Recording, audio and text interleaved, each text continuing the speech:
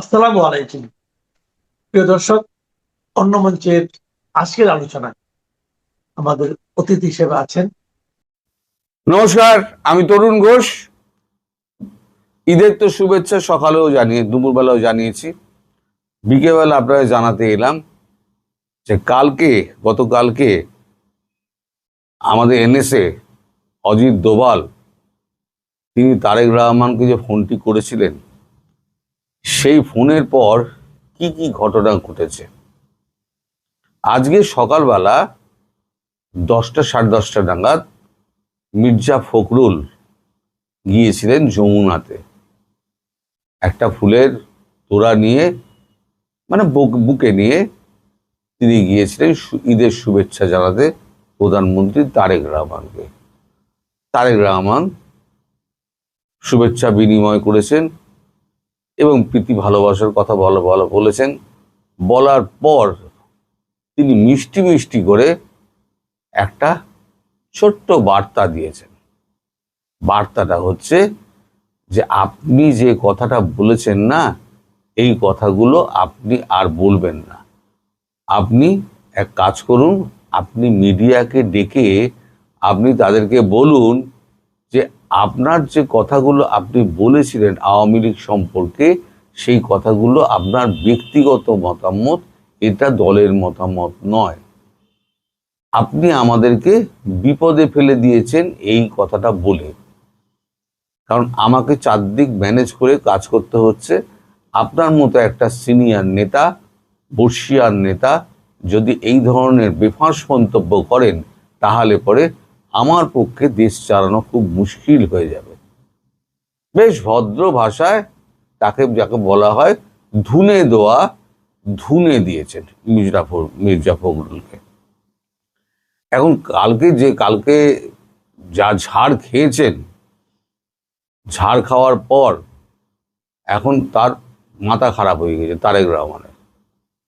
তারেক রহমান বুঝতে পারছেন যে ভারতবর্ষ কিন্তু বেশি দিন অপেক্ষা করবে না। ভারতবর্ষ কিন্তু খুব টাইট নজর রাখছে, আর এই সমস্ত ব্যাপারগুলোতে প্রত্যেক কটা নোট দিচ্ছে। এদিকে আপনাদের ওখানে একটা ঘটনা ঘটেছে, সেটা হচ্ছে আপনাদের যে পররাষ্ট্রমন্ত্রী খলিলুর রহমান, তিনি নাকি জয়শঙ্করের সঙ্গে দেখা করবেন। কিন্তু হিন্দুস্তান টাইমস আজকে লিখেছে, এবং আমার কাছেও খবর আছে, যে জয়শঙ্করজি এখনো পর্যন্ত কোনো টাইম কনফার্ম করেননি। তিনি কিন্তু একবারও বলেননি যে আমি দেখা করব না বা আমি দেখা করব, এ কথা তিনি একবারও বলেননি।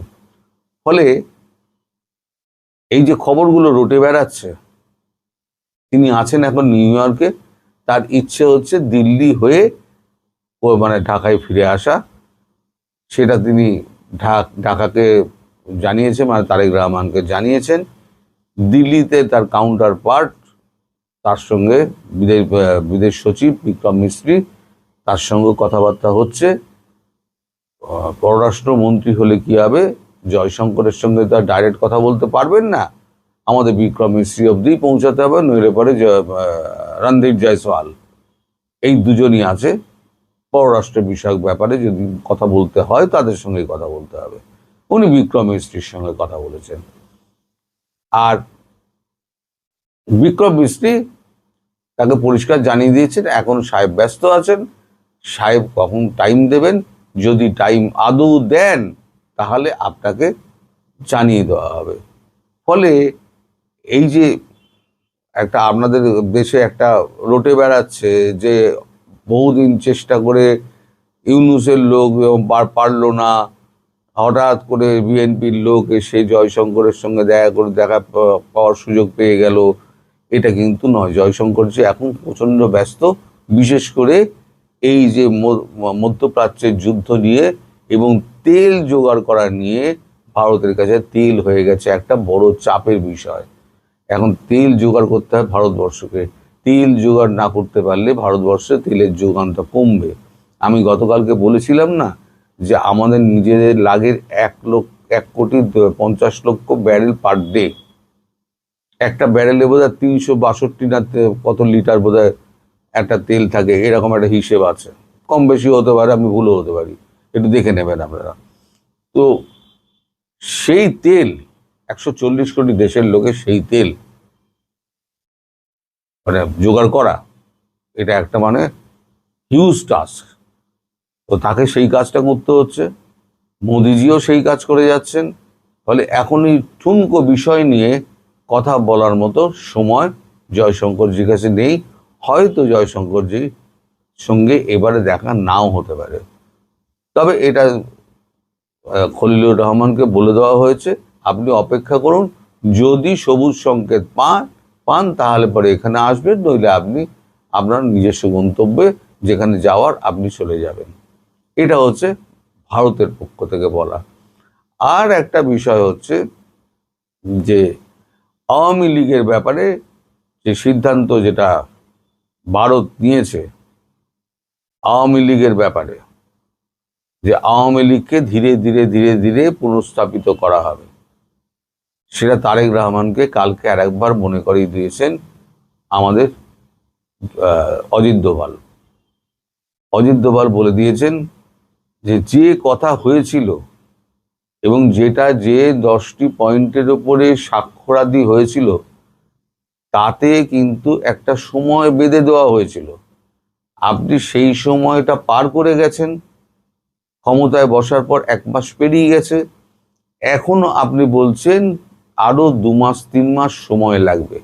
তার মধ্যে আপনার একজন বর্ষিয়ান নেতা তিনি এরকম আলটপকা মন্তব্য করে আমাদেরকে আরো বিভ্রান্ত করছেন।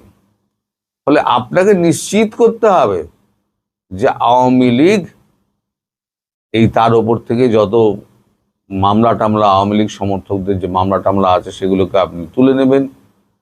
আপনি লেখক, বুদ্ধিজীবী, সাংবাদিক, শিল্পী যত আছে তাদেরকে মামলা মুক্ত করবেন। শেখ হাসিনার ব্যাপারে মামলা যেগুলো আছে সেগুলো আইসিসি থেকে তুলে নেবেন। তাকে রাজনৈতিক একটা পরিবেশ, সুস্থ পরিবেশ তৈরি করে দেবেন রাজনীতি করার জন্য, সেটা আপনি করবেন। সেগুলো যতক্ষণ না কমপ্লিট হচ্ছে, আপনি ভারতের থেকে কোনো রকম আশা করবেন না। আপনি এই যে চিঠি দিয়েছেন না, যে ভারতকে আমরা অনুরোধ করছি এই পাঠান, ওই পাঠান, সেই পাঠান, ভারতের দিক দিয়ে কোনো আশা করবেন না। আর দ্বিতীয় কথা হচ্ছে, আমাদের এখানে খাদ্যপণ্য আছে, কিন্তু এখানে পাঠানোর ব্যাপারে আমাদের এখানে একটা বিরূপ একটা প্রতিক্রিয়া আছে। ফলে দেশের যে বিরূপ প্রতিক্রিয়া, সেটাকে কিন্তু আমাদের মান্যতা দিতে হবে। আপনারা চাইছেন ঠিক আছে, আমরা মানাও করছি না, কিন্তু দেশের মানুষের আবেগকে উপেক্ষা করে আমরা এমন কিছু করব না যেখানে দেশ বিপদে পড়তে পারে। কারণ বিজেপি জানে সামনে নির্বাচন, 5টি রাজ্যের নির্বাচন এবং একটি পুদুচেরি এবং কেন্দ্রশাসিত অঞ্চল, সেখানে নির্বাচন। সেটা হচ্ছে 9 তারিখে পুদুচেরি আছে, তারপরে হচ্ছে 23 তারিখ হচ্ছে সাউথের গুলো আছে, আর 29 তারিখ হচ্ছে ওয়েস্ট বেঙ্গল সহ আর 2টো দেশ রাজ্যের মধ্যে আছে। তা এই ইলেকশনে যাতে এর কোনো প্রভাব না পড়ে, মানে এই বাংলাদেশ সম্পর্কিত কোনো কারণে যাতে প্রভাব না পড়ে, তার জন্যে কিন্তু ভারত সতর্ক হয়ে রয়েছে যে তেল এবং খাদ্য পানীয় বন্ধ করার, মানে খাদ্য এবং পণ্য বন্ধ করা না চালু রাখা, সেই ব্যাপারটা নির্ভর করছে আমাদের এখানে ভোটের ওপর। এখন ভবিষ্যৎ কি বলবে আমি জানি না, আমি তো গণৎকার নই, আর আমি আগাম কোনো খবর পাই না। এমনও হতে পারে যাচ্ছে, এমনও হতে পারে যাচ্ছে না, সব কিছুই হতে পারে। কিন্তু আমার যতদূর মনে হয় এখন বোধহয় ভোটটা অবধি একটু থমকে যাবে, আমার মনে হয়। তারপর হয়তো স্বাভাবিকভাবে হয়তো যেতে পারে। তো আপনারাও সামনের দিকে তাকিয়ে থাকুন। সবাইকে আবার ঈদের শুভেচ্ছা। সবাই ভালো থাকবেন, সুস্থ থাকবেন, ভালো থাকবেন। নমস্কার।